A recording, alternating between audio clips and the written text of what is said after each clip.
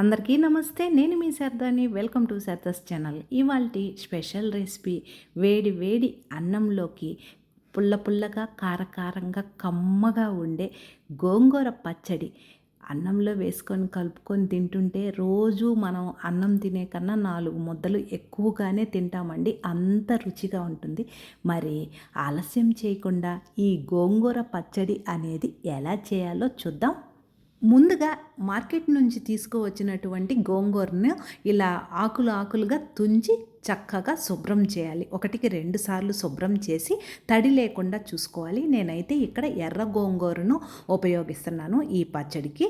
ఒక ఇనుప మూకుడు, మందపాటి ఇనుప మూకుడు తీసుకొని అందులో 1 స్పూను ఆయిల్ హీట్ అయిన తర్వాత 2 టేబుల్ స్పూన్స్ ధనియాలు, 1 టేబుల్ స్పూను ఆవాలు, 1/2 టేబుల్ స్పూను జీలకర్ర, 1/2 టేబుల్ స్పూను మెంతులు ఇవన్నీ వేసుకున్న తరువాత లో ఫ్లేమ్లోనే ఇలా కలుపుకుంటూ వేయించుకోవాలి.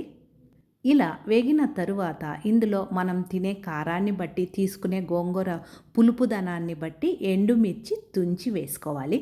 ఎండుమిర్చి వేసుకున్న తరువాత కూడా లో ఫ్లేమ్లోనే ఇలా కలుపుకుంటూ వేయించుకోవాలి. చక్కగా ఎండుమిర్చి వేగిన తరువాత ఇవన్నీ వెంటనే ఒక ప్లేట్లోకి తీసుకోవాలి. అదే మూకుల్లో ఉంచితే మనకి మాడిపోతాయి అవి. అందువలన వెంటనే ఇలా మొత్తం ప్లేట్లోకి తీసుకున్న తరువాత అదే మూకుల్లో 1 స్పూను ఆయిల్ వేసుకోవాలి. ఆయిల్ హీట్ అయిన తర్వాత నేను ముందుగా చెప్పాను కదండి, ఎర్ర గోంగూర శుభ్రం చేసి ఆకులు మాత్రమే తడి లేకుండా చూసుకొని ఇలా వేసుకోవాలి. మూకుళ్ళో మొత్తం గోంగూర వేసుకున్న తరువాత 1 స్పూను పసుపు వేసి చక్కగా గరిటతో కిందకి పైకి కలుపుకోవాలి. గోంగూర అనేది ఎక్కువ సేపు టైం తీసుకోదండి. వెంటనే మనం ఇలా కలుపుతూ ఉంటే దగ్గరకు వచ్చేస్తుంది, త్వరగా మగ్గిపోతుందన్నమాట. 4-5 నిమిషాలకి చూడండి చక్కగా గోంగూర అనేది మనకి ఇలా మగ్గుతుంది. ఒక్కసారి కలిపి స్టవ్ ఆఫ్ చేసి అలాగనే వదిలేస్తే ఆ మూకుడు వేడికి సరిపోతుందండి. ఇవన్నీ చల్లారిన తరువాతనే మనము మిక్సీకి అనేది వేసుకోవాలి. ఒక తడి లేనటువంటి మిక్సీ జార్ తీసుకొని అందులో మనం వేయించి పెట్టుకున్నటువంటి ధనియాలు, మెంతులు, జీలకర్ర, ఆవాలు, ఎండుమిర్చి ఉన్నాయి కదండి, అవన్నీ వేసుకొని రుచికి తగినంత రాళ్ళ ఉప్పు వేసుకోవాలి. మిక్సీ జార్ మూత పెట్టి ముందుగా ఒకసారి పౌడర్ లాగా చేసుకోవాలి. ఇలా చేసుకున్న తరువాత గరిటెతో కానీ స్పూన్తో కానీ ఇలా చక్కగా ఒక్కసారి కలిపి మనం వేయించి పెట్టుకున్నటువంటి ఎర్ర గోంగూర ఉంది కదండి, ఆ ఎర్ర గోంగూర మొత్తము ఇందులో వేసుకోవాలి. మనము మిక్సీకి వేసేటప్పుడు ఎటువంటి వాటరు ఉపయోగించని అవసరం లేదు.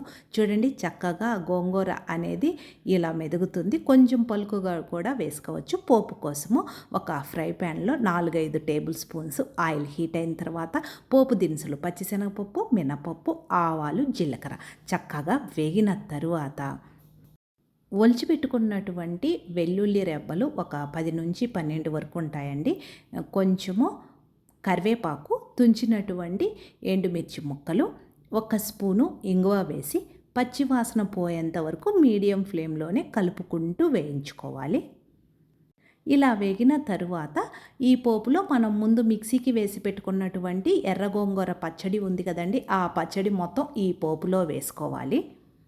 మొత్తం వేసుకున్న తరువాత పోపు కలిసే విధంగా ఒక్కసారి కలిపి మనకి పచ్చడి అనేది ఎక్కువ రోజులు నిల్వ ఉండాలి అంటే ఇలాగనే వదిలేయవచ్చు. లేదు వెంటనే త్వరగా అయిపోతుంది అనుకుంటే సన్నగా కట్ చేసి పెట్టుకున్నటువంటి ఉల్లిపాయ ముక్కలు కొన్ని వేసుకుంటే చాలా రుచిగా ఉంటాయి. ఇలా ఉల్లిపాయ ముక్కలు వేసిన తర్వాత మరొకసారి కలిపి స్టవ్ ఆఫ్ చేస్తే అంతేనండి. ఎంత రుచికరమైన గోంగూర పచ్చడి. తయారీ విధానం చూశారు కదండి. మీకు ఉపయోగపడుతుంది అనుకుంటే లైక్ చేసి షేర్ చేయండి. మన శారదాస్ ఛానల్ ఫస్ట్ టైం చూస్తుంటే మర్చిపోకుండా సబ్స్క్రైబ్ చేసుకోండి. వేడి వేడి అన్నంలోకి ఈ పచ్చడి వేసుకొని నెయ్యి వేసుకుంటే సూపర్గా ఉంటుందండి. నెయ్యి లేకుండా ఒకసారి టేస్ట్ చూడండి. చివర్లో సన్నగా కట్ చేసి పెట్టుకున్నటువంటి కొన్ని ఉల్లిపాయ ముక్కలు అప్పటికప్పుడు కలుపుకొని తింటే ఇంకా అసలుకి మాటలు లేవండి. అంత బాగుంటుంది. ట్రై చేయండి. ఎలా వచ్చిందో కామెంట్ సెక్షన్లో తెలియచేయండి. నేను వేరొక వీడియోతో మీ ముందుంటాను. Thank you.